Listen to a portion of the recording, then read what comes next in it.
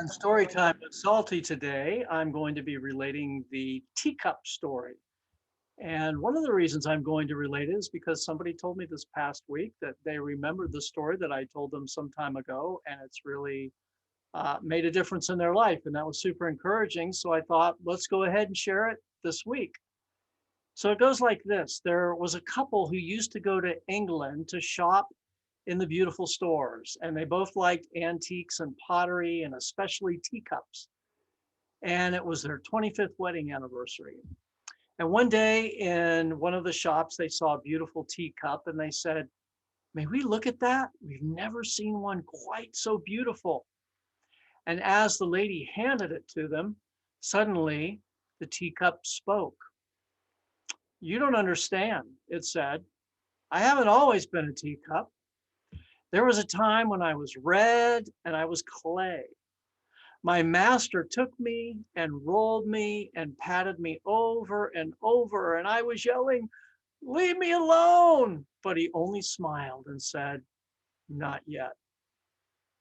Then I was placed on a spinning wheel, the cup said, and suddenly I was spun around and around and around and around. Stop it! I'm getting dizzy, I screamed. But the master only nodded and said, not yet. Then he put me in the oven. I never felt such heat, the teacup said. I wondered why he wanted to burn me. And I yelled and I pounded on the door of the oven, and I could see him through the opening and I could read his lips as he shook his head. Finally, the door opened. He put me on the shelf and I began to cool. There, that's better, I said. And then he brushed and painted me all over. The fumes were horrible. I thought I would gag. Stop it, I cried. And he only nodded and said, not yet. And suddenly he put me back into the oven. Not like the first one. This one was twice as hot, and I knew I would suffocate. I begged, I pleaded, I screamed, I cried. All the time, I could see him through the opening, nodding his head and saying, not yet, not yet. And then, just when I knew there wasn't any hope, that I wouldn't make it, that I had to give up, the door opened and he took me out and placed me on the shelf.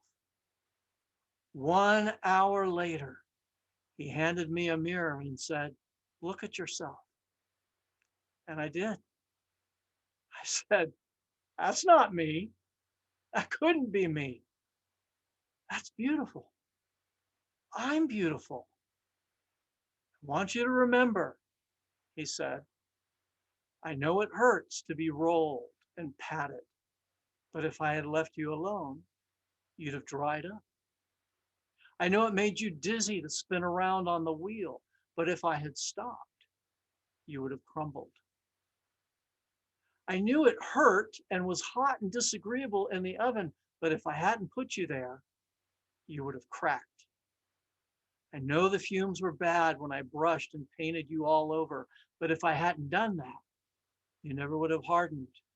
You would not have had any color in your life.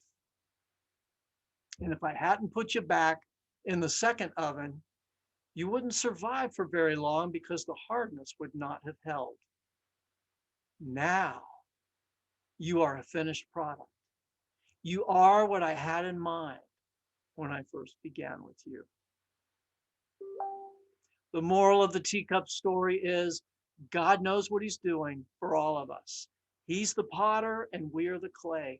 He will mold us and he will make us so that we may be made into a flawless piece of work to fulfill his good, pleasing, and perfect will.